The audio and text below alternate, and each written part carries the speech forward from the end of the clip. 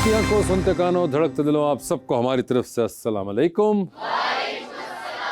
हमारा आज का टॉपिक कि आप लोगों को किस चीज के गुम होने का ज्यादा अफसोस होगा, मोबाइल या फिर आपका पर्स। जी मैडम। अस्सलाम वालेकुम। अस्सलाम वालेकुम। मुझे सबसे ज़्यादा दुख होगा अपने मोबाइल का, क्योंकि मैंने बड़ी मेहनत से भी संडे को ही लिया और दोबारा बाबा ने नहीं दिला के देना। अच्छा, मगर कोई पर्स के अंदर चीजें निकल जाएंगी अगर, फिर क्या होगा? सर पर्स लेके नहीं जाते, हम तो कॉलेज स्टूडेंट है, बैग्स ही होते हैं हमारे पास। तो बैग अगर चला गया? सर किताबें दोबारा आ जाएंगी। मोबाइल दोबारा नहीं आएगा। जी भाई। अस्सलाम वालेकुम। अस्सलाम वालेकुम। जी मेरा नाम मोहम्मद फरहान अली है। जी मुझे वॉलेट चोरी होने पे ज़्यादा दुख होगा, उसके अंदर क्रेडिट कार्ड वगैरह होते हैं, मसला है बड़ा, उसको दोबारा बनवाना और सारा काम करना। जी। मेरा नाम अफशाल सलीम है। मुझे लगता है कि मुझे पर्स चोरी होने का ज़्यादा अफसोस होगा, क्योंकि एज अ वुमेन हमारे पर्स में मेकअप प्रोडक्ट्स और सारी चीज़ें होती हैं, तो मुझे लगता है कि लड़कियों के लिए ब्यूटी सबसे इम्पोर्टेंट होती है। अच्छा, वैसे एक आम तौर पे बात है कि एक वो जो इदारा है नादरा, उन्होंने कार्ड बना के दिया है, उसका भी बड़ी अहमियत होती है। उसके चोरी होने का कोई जिक्र नहीं कर रहा। बुलाते अपने आज के मेहमान को, एक जबरदस्त actor who has been a producer, a writer at times, a director and of course an actor. 4 दहाइयों से ज्यादा का करियर, जनाब वसीम अब्बास।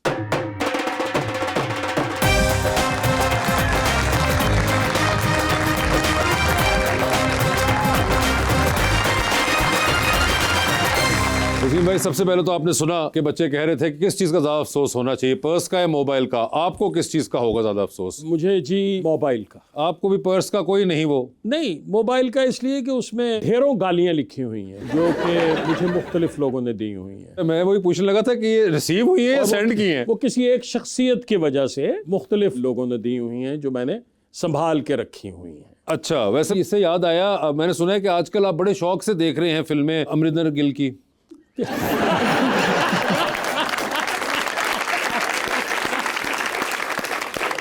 और जब भी शुभमन गिल बैटिंग करने आता है तो आप टीवी की स्क्रीन नहीं छोड़ते।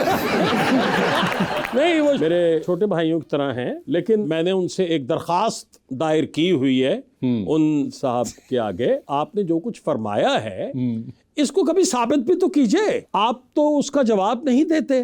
मैं आपकी इज्जत करता हूँ, एहतराम करता हूँ, मैं गाली के जवाब में तो गाली नहीं दूंगा। अब आप कभी किसी एक को, कभी किसी दूसरे को, फिर तीसरे को, फिर चौथे को आप टारगेट करते हैं और झूठ बोलते हैं उसके बारे में। अच्छा, मुझे उसी में एक बात बताइए कि मैं, क्योंकि ज़्यादा डिटेल में मुझे नहीं पता, मैंने नहीं दोनों साइडें देखी, मैंने एक आधी क्लिप देखा, आपका भी देखा और फिर मैंने गिल साहब का भी देखा। कहीं पे आपको लगता है कि कुछ मिसअंडरस्टैंडिंग और एक जो प्री कंसीव्ड इमेजरी और नोशन होता है वो भी आड़े आ गया है इस मामले में? सर वो मिसअंडरस्टैंडिंग को तो दूर कर दिया था ना जी, जब उन्होंने एक हार्मलेस बात पे एक इशू उठाया तो उस मिसअंडरस्टैंडिंग को 1 मरतबा, 2 मरतबा, 3 मरतबा बिल्कुल क्लियर किया। मगर अफसोसनाक बात यह है कि उस पर उन्होंने कोई बयान नहीं दिया। उसमें से भी उन्होंने एक बात जो है, जो कि ऑब्वियसली जब आपके ऊपर एक नाहक इल्जाम लगाया जाए और आप उसकी सफाई पेश करें और उसके ऊपर कोई जवाब न दिया जाए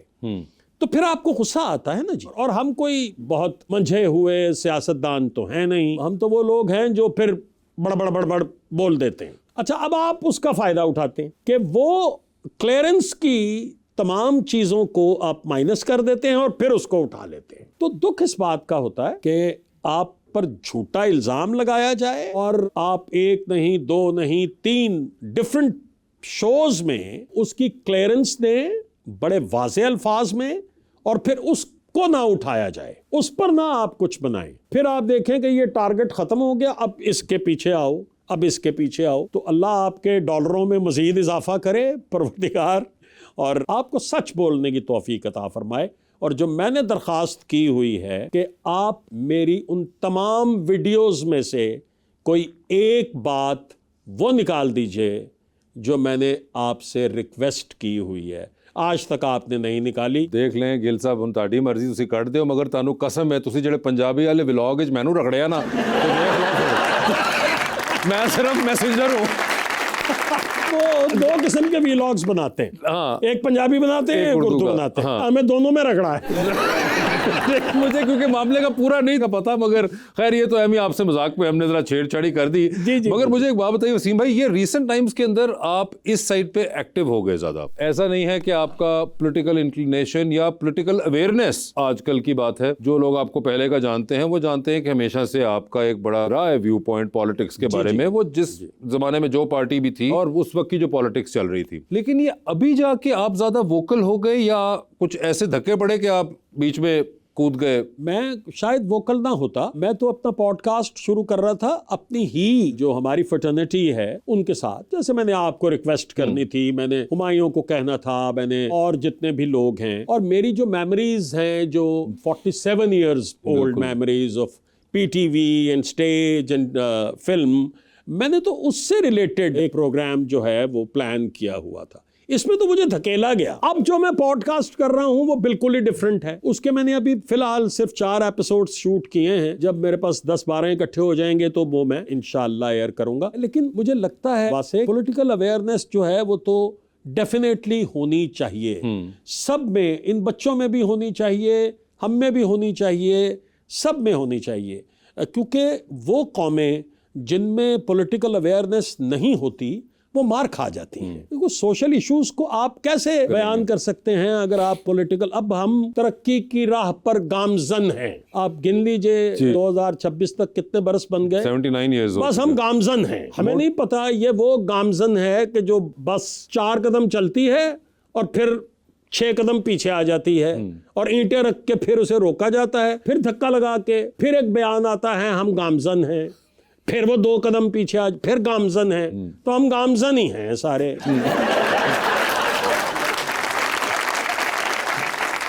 आप हमारी गामजनी का अंदाजा लगाइए कि शदीद गर्मी है और जो आपको गैस मिल रही है वो 24 घंटे में 4 घंटे मिल रही है, बिजली नहीं है, पानी के मसाइल हैं, बाकी हालात आपके सामने हैं, और हम तरक्की की राह पर गामजन हैं। और गामजन हैं, मान लो वो के गामजन है। ओ भाई असी नहीं मानते कि गामजन है, सानू को प्रैक्टिकली कुछ विखाओगे तो असी कमांगे गामजन है। पल्ले नहीं तेला ते कर दी फिरे मेला। भाई आपके पास तो हैं धेले, तो आप तो मेले कर सकते हैं। बाहर निकल के देखिए ना लोगों को। वो एक जमाने में गरीब आदमी ये कहता था कि जी हम तो दाल साग खा के गुजारा कर लेते हैं। वो बेचारा ना हम दाल खा सकता है तो साग तो खा ही नहीं सकता, क्योंकि साग भी असी उगाना बंद कर देता है। ज़राअत का महकमा भी रोज बरोज नीचे ही जा रहा है। तो आप क्या करेंगे? आप इंपोर्ट करना शुरू कर देंगे, और इंपोर्ट करेंगे तो हर चीज मजीद महंगी होगी। अभी तो वो वक्त आ गया है जब आपने फिर IMF के पास जाना है। उन्होंने तो तुसी हाथ जोड़ने ने वो कर रहे हैं सर पिछले कुछ अभी टाइम से। अब उसका नतीजा आ गया ना सामने, जो 3-4 महीने लगाए थे हमने उनके साथ। अब बजट वगैरह हो गया तो भाई अब इस साल का तो हो गया उनसे कोटा पूरा। अब वो 6-7 महीने IMF वाले जरा छुट्टी वुट्टी मना कर आएंगे, फिर पूछेंगे कि क्या किया भाई। बीच में भी आ जाते हैं। वो फिलहाल तो वो हो गए, अब कुछ थोड़े 3-4 महीने बाद आएंगे कि होमवर्क चेक कराएं कि कैसा आप लोग कर रहे हैं। हाँ जी, देख लें अब आपने ये वाले पैसे इकट्ठे नहीं किए। हाँ जी, फिर हाँ हम जी, कहेंगे सर अभी आप 3-4 महीने और दें। तो ये मामला चलता रहेगा। लेकिन जैसा आपने कहा कि ये सब कुछ हमें फेस करना पड़ता है क्योंकि हम गामजन हैं। जी हाँ। तो अब हम अवाम की तरफ गामजन होते हैं और इनको मौका देते हैं या आपसे कुछ पूछना चाहते हैं तो जी। अस्सलाम वालेकुम, मेरा नाम मायरा आसिफ है। सर आजकल के नौजवान सोशल मीडिया पर काफ़ी एक्टिव हैं। अगर आपके दौर में आपको सोशल मीडिया की या इंस्टा की कोई रील बनाने का मौका मिलता तो आप पहली रील किस चीज़ पे बनाते? आजकल के हिसाब से तो वही मैं सवाल पूछता कि भाईजान मेरे सवाल का जवाब कब देना है आपको? गिल साहब आप मुझे जवाब बता दें, मैं इनको कान में बता दूंगा। मतलब बता गिल साहब, देखिए गिल साहब के साथ मेरी मसालहत हो चुकी हुई। हाँ। ये एक अलग मौजू है। अच्छा कि वो लफ्जी हमारी मसालहत हो चुकी हुई ओके। है। लेकिन मैं सवाल का जवाब नहीं दे रहा। वही तो मैं कह रहा हूं ना। उनसे दरखास्त है कि सवाल का जवाब तो दें। ठीक है, ताकि लोग जो नाजायज बात कर रहे हैं वो तो करनी बंद करें। ठीक है, फेयर इनफ जी। अस्सलाम वालेकुम, मेरा नाम मीरब है। सर आप इतने सालों से स्क्रीन पर काम कर रहे हैं, आपकी फिटनेस और जवानी का क्या राज है? जवानी का और फिटनेस का राज सर, ओए होए वसीम भाई। बेटे अगर तो आप इसको फिटनेस कहते हैं तो अल्लाह आपको भी नसीब करे। और जवानी जो है वो तो हमें पता है कि अभी जब हम यहाँ से उठ के जाएंगे तो ये घुटनों में से कड़क कड़क कड़क की आवाजें आएंगी, और जवानी का राज जवानी ही होता है बेटा, और कुछ नहीं होता। तो हम जवान है भाई, यही राज है। ठीक है जी। अस्सलाम वालेकुम सर, मेरा नाम माइला है और मेरा आपसे ये सवाल था कि पहले एक्टिंग करने के लिए अच्छा लहजा, आवाज़ और तलफ़ुज़ की ज़रूरत होती थी, लेकिन आजकल जिसके इंस्टाग्राम फॉलोअर्स ज़्यादा हों या जिसकी ज़्यादा फ़ैन फॉलोइंग हो उसको एक्टिंग करने का मौका मिलता है। तो आपका इस मामले में क्या राय है? मेरा ख्याल है कि आजकल के एक्टर्स भी बहुत ज़बरदस्त हैं और उनका तलफ़ुज़ भी बहुत अच्छा है और वो परफॉर्मर्स भी बहुत अच्छे हैं। इंस्टा पर भी ज़्यादा फॉलोइंग उसकी ही होगी जिसके फ़ैन ज़्यादा होंगे, और ये तासुर बिल्कुल गलत है कि आज के एक्टर्स जो हैं वो पुराने एक्टर्स से किसी भी दर्जे कम हैं। वंडरफुल एक्टर्स, और शायद वो जल्दी मैच्योर हो गए हैं। हमने जब काम शुरू किया था तो हमें इस लेवल पर आने के लिए कोई 3, 4, 5 साल लग गए थे, लेकिन अब तो बड़ी शानदार परफॉर्मेंसेस जो हैं वो यंगस्टर्स की ख़ास तौर पे, और कुछ नए हमारी उम्र के या हमसे थोड़े कम उम्र के लोगों ने ज्वाइन किया है, वो भी बहुत ही अच्छा परफॉर्म कर रहे हैं। तो इंस्टा पे फॉलोइंग जो है वो अच्छे परफॉर्मर्स की होगी। लेकिन आजकल कुछ ऐसा है कि जिस तरह कोई रैंडम सॉन्ग है उस पर सब लोग मतलब रील्स वगैरह बना रहे हैं, मतलब आम सी भी वीडियोस बना रहे हैं, वो आगे जाके एक्टिंग कर रहे हैं। बेटा वो एक बच्ची ने कहा कि ये मैं हूँ, ये हमारी गाड़ी है और ये हमारी पहाड़ी हो रही है। आपको पता है कि वो आज के दौर की सुपरस्टार है इसलिए कि वो टैलेंटेड थी। ये नहीं है कि उसका कोई, मैं ये कहूँ कि कोई तुक्का लग गया है। No no no no no, she was talented. उसने आके जब परफॉर्म किया तो भी उसने जबरदस्त परफॉर्मेंस दी। और फिर एक बच्ची थी जिसने वो एक हल्का हल्का सा डांस किया था, वो पता नहीं कौन सा गाना था जी वो। आपने देखा, आपको ही पता होगा। नहीं देखा तो तुसी भी होना है मगर तुसी नुका लेंदे हो। मेरे ख्याल से वो जो कोई मुझे नहीं पता, बच्चों को पता होगा, वो कोई मेहंदी पड़ था उनका, कोई वायरल हुआ था। हाँ, तो वो कुछ चीज़ें हैं जो टेम्परेरीली वायरल होती हैं, मगर कुछ जिनमें टैलेंट होता है वो वायरल होती हैं और उनको चांस मिलता है और वो अवेल करती हैं।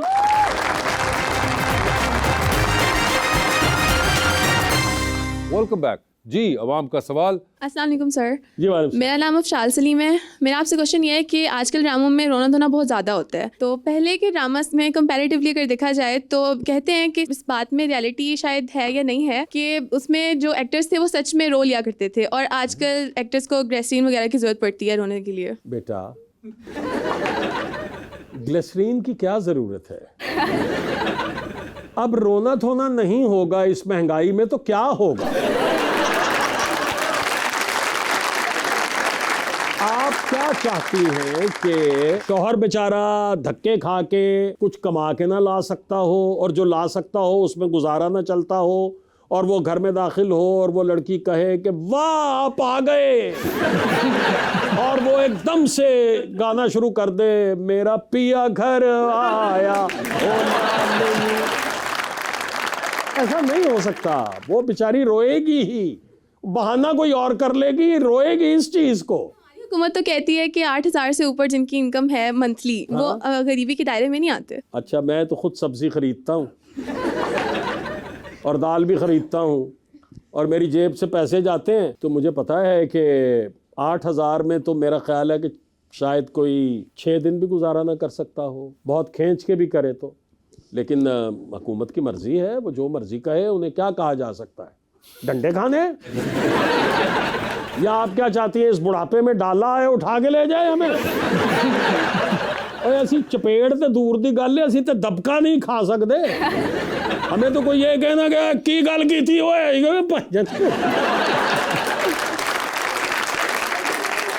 कुछ भी नहीं की जी, बिल्कुल नहीं की थी, किसी ने डब की थी। अब ये भी तो हो गया ना। हाँ जी। कोई वीडियो, कोई चीज, कुछ भी मंजर आम पे आ जाओ, कहते हैं फेक है। हाँ जी, साबित करें ये तो फेक है। तो अब हम भी यही कह सकते हैं कि भाईजान फेक है, वासे ने कोई हरकत की थी। मैंने तो कोई इस तरह की बात नहीं की थी। बिल्कुल जी। अस्सलाम वालेकुम सर। जी वालेकुम सलाम। मेरा नाम ईमान नवीद है। मेरा आपसे ये सवाल है कि आजकल के एक्टर्स में से आपका फेवरेट एक्टर कौन है? बहुत सारे हैं। अच्छा, मेरे सामने ना मेरा नाम लीजिए।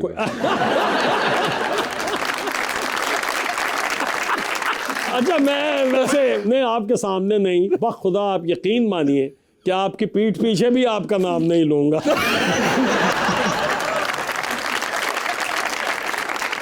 लेकिन आप अच्छे एक्टर हैं माशाल्लाह, और आप बहुत अच्छे होस्ट हैं। एक्टर बहुत हैं बेटा, आप किसी एक का क्या नाम लें, बहुत अच्छी एक्टिंग कर रहे हैं। जो यंगस्टर्स हैं वो बहुत अच्छी एक्टिंग कर रहे हैं, बहुत शानदार परफॉर्मर्स हैं, मेल भी फीमेल भी। और जैसे कि मैंने बताया कि जो हमसे थोड़े से यंग होंगे या हमारी एज ग्रुप के होंगे जिन्होंने अभी ज़्यादा काम शुरू किया है, दे आर वंडरफुल एक्टर्स। किसी एक को हम सिंगल आउट नहीं कर सकते, उसमें से मुश्किल हो जाएगा।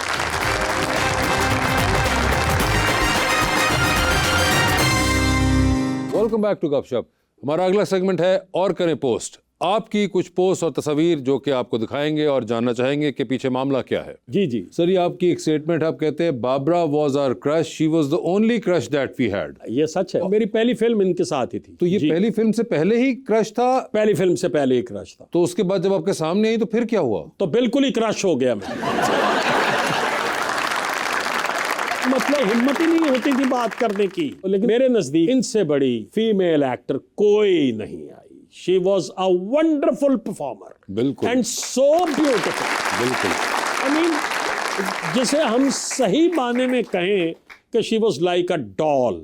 मतलब इस मासूम चेहरे के साथ इतनी मैच्योर परफॉर्मेंसेस की हुई हैं इन्होंने, पंजाबी में भी और उर्दू में भी, कि लाजवाब। तो ये तो हमारा क्रश तब भी थी, आज भी हैं, वो तो हमेशा रहेंगी। जबरदस्त जी, आगे दिखाइए। अच्छा जी, ये आपकी स्टेटमेंट है। I think Bilal Abbas is a little over the top, he is surely overdoing it, the story has major flaws. आपने इश्क मुर्शिद की उनकी अदाकारी के ऊपर ये स्टेटमेंट दी? नहीं, मैंने ये स्टेटमेंट नहीं दी। नहीं दी आप? मैं एक शो में गया था, उसमें एक एपिसोड मैंने देखा था इश्क मुर्शिद का। उसमें मुझे एक आध चीज पर थोड़ा सा एतराज हुआ। मैं फारूक रिंद साहब का तो इतना बड़ा फैन हूं कि मेरी दिली ख्वाहिश है कि मैं उनके साथ कभी काम कर सकूं। बिलाल के बारे में मैंने सिर्फ इतना कहा था कि बिलाल, मुझे एक आध सीन में यूं लगा कि आप जरा सा ओवर प्ले कर रहे हैं। तो आप हैं हमारे बाबर आजम, आपसे तो हम उम्मीद ही नहीं कर सकते। अगर कहीं आपसे कोई गलत एक आध स्ट्रोक खेला जाएगा तो तनकीद तो होगी यार। बस इतनी सी बात। ये जो लिखा हुआ है ये इंतहाई एग्जैजरेटेड वर्जन है। मैंने पर्सनली बिलाल को कॉल किया, मैंने उसको कहा कि बेटा अगर आपको बुरा लगा हो तो मैं माजरत खा हूँ आपसे। एंड ही सेड कि नहीं, ऐसी कोई बात नहीं है, आप हमारे सीनियर हैं, अगर आपने कुछ ऐसा नोटिस किया है और अगर हमसे ऐसा कुछ हुआ है तो आइंदा हम उसका ख्याल रखेंगे। Great of him. That's very nice of him. So I love him, he is a wonderful performer. जबरदस्त जी। हम बहुत सालों तक जॉइंट फैमिली में रहे, लेकिन मेरी अम्मी ने हमेशा सबका किचन अलग रखा, क्योंकि सबसे ज्यादा मसले किचन को लेकर होते हैं। जॉइंट फैमिली सिस्टम की कामयाबी के लिए दो चीजें इंतहाई जरूरी हैं। एक तो एक किचन अलग हो और दूसरा भाभियां और नंदे दोनों अपना दिल बड़ा करें, वरना बहुत मसले पैदा होते हैं। ये एक्चुअली पोस्ट नहीं है। अच्छा, ये एक पॉडकास्ट में कि आपकी गुफ्तगू स्टेटमेंट हुई है इसमें, जिसमें सवाल उसने ये किया कि जो जेंजीज हैं वो जॉइंट फैमिली में रहना पसंद नहीं करते। हर दौर का अपना तकाजा होता है। ठीक है, ओके, कोई बुराई नहीं है इसमें। तो मैंने कहा हम तो सारी जिंदगी जॉइंट फैमिली में रहे हैं, मैं आपको और आप मुझे, मेरा ख्याल है, बहुत पुराना जानते हैं। जी जी। अल्लाह पाक ने आपको भी और हमें भी बहुत बड़े घर नवाजे हुए थे। ये उसकी करम नवाजी थी परवरदिगार की। बहनों की शादियां हो गई, वो अपने घरों में चली गई, तो हम दो भाई थे, तो हमारी वालदा ने 3 किचन बना दिए। खाना हम सब लोग इकट्ठे खाते थे, लेकिन ये नहीं होता था कि आज तुम्हारी बारी है, आज मेरी बारी है, आज उसकी बारी है, जो कि एक अक्लमंदी की बात थी मेरे नजदीक। और नंदों और भाभियों का क्लैश, जैसे इन बच्चों ने फरमाया कि रोती धोती औरतें, तो अगर आप वो सिचुएशंस देखें तो उसमें अक्सर आपको ये दिखाई देगा कि नंदों की साजिशियां, सासों की। तो अल्लाह का शुक्र है कि हमारी फैमिली में ऐसा भी ना हुआ।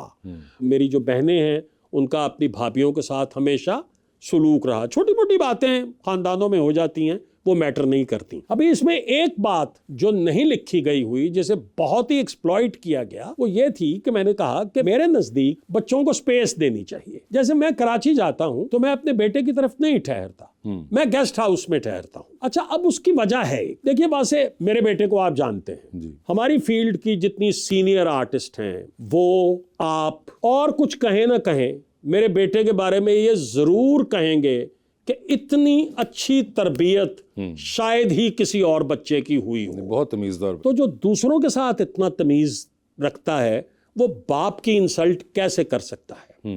तो मेरे हरगिज ये माने नहीं थे। देखिए, आपको हमें पता है कि हमारी रिकॉर्डिंग की टाइमिंग्स का कुछ पता नहीं होता। मेरी बहू जो है वो घर के तमाम काम खुद करती है। जब मैं जाता हूँ, मेरा खाना उसने बनाना होता है। रात का 1 बज जाए, मैं रिकॉर्डिंग पे लेट हो जाऊं, मैं उसको कॉल करता हूं कि बेटा तुम सो जाओ, माइक्रो के ऊपर रख दो खाना, मैं आके गर्म कर लूंगा। वो नहीं सोती। मुझे मुनासिब नहीं लगता ये। मुझे लगता है कि यार मैं बेचारी पे अननेसेसरीली बोझ डाल रहा हूं। तो मैं कहता हूं कि यार अगर मैं गेस्ट हाउस में रह सकता हूं तो कोई मसला नहीं है, हम संडे के संडे मिलते हैं, वीकेंड्स पे तो मैं उधर चला जाता हूं। जब मेरे दिन ऑफ मिलते हैं तो मैं गेस्ट हाउस छोड़ के बेटे की तरफ जाके रहना शुरू कर देता हूं। तो खुदा ना खास्ता इस तरह की कोई बात नहीं। आजकल मेरे घर में, ये लाहौर में, मेरी बेटी आई हुई है स्वीडन से, मेरी बहू आई हुई है, मेरा बेटा आ रहा है 1 आध दिन में, मेरे 4 चुके बच्चे हैं। जो मेरी बेटी इंग्लैंड में होती है उसे शदीद मिस कर रहे हैं। अच्छा, तो हम यहाँ पे जॉइंट फैमिली में ही रहते हैं आज भी। इस चीज को भी पॉडकास्टर ने एक्सप्लॉइट किया, which is a very bad thing. जी, ओ ये आपके साथ शुजात हाशमी साहब हैं, if I'm not wrong। हाँ, ये शुजात साहब, एक प्ले था जी पीटीवी का, ये डॉक्टर यूनुस भट्ट साहब ने लिखा था और यावर हयात साहब ने इसको डायरेक्ट किया था। अच्छा, अगर आप इजाजत दें जी जी तो मैं एक वाकया इसका बयान जी जी जी करूं, प्लीज। जो कि बहुत ही मजे का है। हाँ जी। यावर साहब एक नशा थे। अच्छा, जो उनकी कुर्बत में बैठ जाता था वो फिर उनके बगैर जिंदा नहीं रह सकता था। और हर मर्तबा मैं ये अहद करता था कि मैंने आइंदा यावर साहब के साथ काम नहीं करना। ओके। और फिर जब यावर साहब की तरफ से बुलावा आता था तो भागे चले जाते थे। यावर साहब ने मुझे कहा कि जानी तुसी आजकल की कर रहे हो? तो मैंने कहा जी मैं स्टेज कर रहा हूँ, तो वो छड़ना पेगा क्योंकि 6th एपिसोड तो तुसी एंटर होना है, उस तो बाद कहानी जड़ी है वो सारी तुहाडे ते फोकस हो जाएगी। तो इसमें मैंने बेटे का कैरेक्टर करना था, शुजात साहब के और बिंदिया बेगम के। ओके। अच्छा, बिंदिया जी ने इनकार कर दिया। ओके। उन्होंने कहा हमने वसीम की मां नहीं बनना। ठीक है जी, क्यों नहीं बनना? हम उनको अपनी फिल्म में हीरो कास्ट कर रहे हैं अपने अगेंस्ट, हाँ। और आप उनसे हमारे बेटे का रोल करवाएंगे तो फिर हमारी तो फिल्म फ्लॉप हो जाएगी। मैंने दिल में कहा कि तुसी नहीं भी करवाओगे तो वैसे भी फ्लॉप ही होनी है क्योंकि मेरी तो फ्लॉप ही होती हैं मेरी तो सक्सेसफुल नहीं होती हैं। अच्छा खैर, एनीवेज, तो मुझे यावर साहब ने कहा कि भाई वो बिंदिया ये, तो मैंने कहा सर को नो हार्ड फीलिंग्स, कोई मसला नहीं है, वो तो कैरेक्टर चल रहा है। मैंने कहा नहीं, आप चाहिए और आप उनसे बात कीजिए बिंदिया जी से। बिंदिया जी से। मैंने कहा जी मेरा नहीं बनता यावर साहब। नहीं नहीं, मैं जो आपसे कह रहा हूँ। तो वो रिहर्सल कर रही थी अनारकली प्ले की जो कि अलहमरा में हुआ था। मैं गया, मैंने जाके कहा कि इस तरह ये बात है, तो हम एक्टर हैं, हम कुछ भी कर सकते हैं। मैंने कहा नहीं, ये नहीं हो सकता वसीम जी। मैं यावर साहब के पास गया, मैंने कहा जी वो नहीं मानी तो आप मेहरबानी कीजिए, आप कीजिए उनके साथ। तो उन्होंने कहा नहीं, ये नहीं हो सकता, ये कैरेक्टर कोई और कर ही नहीं सकता। मैंने सोचा या अल्लाह, ये क्या किरदार आ गया है जो मैं ही कर सकता हूं सिर्फ। उन्होंने क्या किया कि बिंदिया के कैरेक्टर को मार दिया। मार जी, कि वो टोंगे पे जा रही थी और उससे गिर के मर गई। उन्होंने कहा मुझे तुम्हारी इतनी शदीद जरूरत है। अच्छा भाई, मैंने कहा भाई पता नहीं क्या रोल आ रहा है। अब जी मुझे स्क्रिप्ट आ गया। स्क्रिप्ट आया तो वो 7th एपिसोड से मैं एंटर हुआ हूँ उसमें। तो उसमें मेरा लास्ट में एक सीन था कि मैं शहर में ट्यूशन पढ़ा रहा हूँ बच्चों को। मैंने कहा ये इंट्रोडक्शन है, अब आगे सारी कहानी मेरे ऊपर ही होगी। 7वां एपिसोड आया, वही लोकेशन, वही बच्चे, एक सीन। 8वां आया, वही लोकेशन, वही बच्चे, एक सीन। 9वां आया, वही लोकेशन, वही बच्चे, एक सीन। यावर साहब को कुछ कह नहीं सकता था, मैं डॉक्टर यूनुस भट्ट साहब को घूरूं तो वो मुझे कहे भाई आप वसीम भाई मुझे क्यों घूर रहे हैं, मेरा क्या कसूर है? यावर साहब ने आपसे कमिट किया, मेरी तो कहानी ऐसी ही थी। करते करते जी लास्ट एपिसोड आ गया। एक सीक्वेंस था कि मेरा बाप जो है, ये शुजात साहब, ये बंदूक लेके एक आदमी को मारने के लिए जा रहे हैं और मैं ऊपर से पहुंच गया हूं और वो बंदा आगे भाग रहा है और वो पीछे भाग रहे हैं और इतने में ट्रेन आ गई है। अच्छा। तो मैंने पटरी के ऊपर से अपने बाप को इस तरह से खींचा है और वो नजर अब्बास साहब थे, उनको मैंने टांग मारी है और वो ट्रेन जो है वो गुजर गई। अब जाहिर है वो चीट करना था उन्होंने। तो हम ये बॉर्डर के पास एक लोकेशन थी, वहां चले गए। तो वहां जाके हमने वो सीन जो है वो शूट किया। तो जब मैंने ये किया ना कि मैंने वो पुश किया और उनको खींचा तो यावर साहब मेरे पास आई। उसी जानी इसलिए मनु तुम्हारी जरूरत है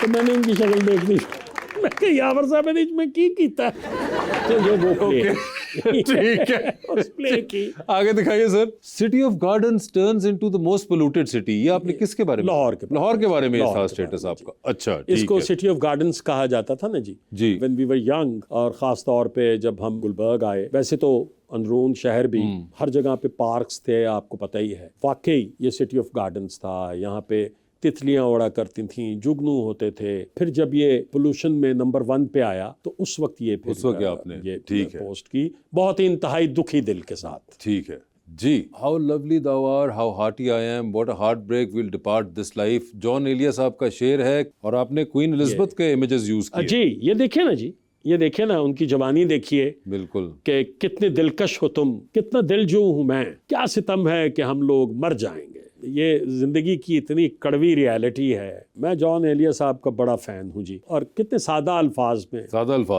अल्फाज में बात करते हैं बिल्कुल। वो। Value of relation is not that how much you feel happy with someone, but it is that how much someone feels alone without you. That's so true. असल में रिलेशनशिप की वैल्यू ये नहीं है कि आप किसी के साथ हैं तो कितने खुश हैं। असल वैल्यू तो ये है कि अगर आप नहीं हैं तो वो कितना उदास है और आप कितने उदास हैं। कुछ रिश्ते ऐसे हैं जो अल्लाह की तरफ से हमें मिलते हैं, बहन भाई, माँ बाप, जितने भी खूनी रिश्ते हैं। लेकिन वो जो एक रिश्ता है जो आपने जोड़ना होता है, जिनमें दोस्ती भी है, जिनमें मोहब्बत भी है, जिनमें शादी भी है, वो बहुत सोच समझ के कीजिए, बहुत जांच के, परख के, क्योंकि ये चॉइस गलत हो जाए तो आप समझें कि उसी गए डांग वाले हाथ। हाँ, ये अली के my साथ। son ji, me and me, Ali के साथ ये तस्वीर। मेरा बेटा है और ये मैं हूँ और मैं हूँ। मैं हूँ और मैं हूँ, बिल्कुल। क्योंकि ये मेरा बेटा है, मेरे मरने के बाद भी मैं इसमें ही दिखाई दूंगा और मेरी जिंदगी में भी मैं इसमें ही दिखाई देता हूँ। बेशक जी। One of my favourite place. बिल्कुल। दिस इज रेजा रेजा। रेजा रेजा रेजा रेजा। I think. और इसमें आपके साथ तौकीर साहब थे। जी, तौकीर साहब। बिल्कुल, मुझे याद है। और ये बड़ा one of your most famous place as well. Most famous जी, वन ऑफ द मोस्ट। मुझे याद है आपके थे कजन थे उसमें बने हुए। जी, तौकीर cousins साहब है ना, थे। मुझे जी, ये cousins। ड्रामा याद है, देखा हुआ हमने जी जी, बचपन में। मैं और बड़ा बहुत उस बेचारे के साथ जुल्म करते हैं, वो बड़ा कम गो और खामोश सा ये होता बड़ा है। नेगेटिव सा रोल, नेगेटिव रोल था आपका बड़ा। और मैंने इसको बड़ा एंजॉय किया। और क्या इसमें ही आपका एक कोई लाइन थी कि आफरीन है? इसी में था ना, आफरीन है भाई। इसी में। और वो कजन को टॉन्ट करता रहता है। जी जी जी जी। बड़ा मशहूर ये आपका जी, कैरेक्टर था। बिल्कुल। जी। ओए होए होए होए। ये मंजिल की तस्वीर है जी, मेरी पहली फिल्म की। ये मंजिल में मैं ये पप्पू बच्चा था। फुल सूटेड बूटेड होकर आए हुए थे। आप देखे ना हेयर स्टाइल उस जमाने में, ये लंबे लंबे बाल और ओवर एक्सप्रेशंस। ये आप किसको लुक करा रहे थे वैसे इसमें? बाबरा शरीफ को। अच्छा, ये बाबरा शरीफ साहिबा। जबरदस्त। Meera ji looking for a पति, thank god we are already married. यार मीरा जी जो है बहुत ही मजे का कैरेक्टर है। मुझे तो वो इनोसेंट ही लगती हैं। उन्होंने कुछ फिल्मों में बहुत जबरदस्त परफॉर्म किया हुआ है। ये उन दिनों की बात है जब वो प्रोग्राम चल रहा था, कौन बनेगा मीरा का 2 पति? मरतबा ये पता चला कि इनसे इनकी शादी हो चुकी है, जो खुद उन्होंने कन्फेस किया। अच्छा। तस्वीरें भी छपी और ओके। उन्होंने कहा कि भाई मैं बहुत खुशी की जिंदगी गुजार रही हूँ, इट्स अ मैरिड लाइफ। और फिर उसके बाद वो पति तलाश करने लगी। तो फिर मैंने ये लिखा था कि वो पति ढूंढ रही है, अल्लाह का शुक्र है हम शादीशुदा हैं भाई।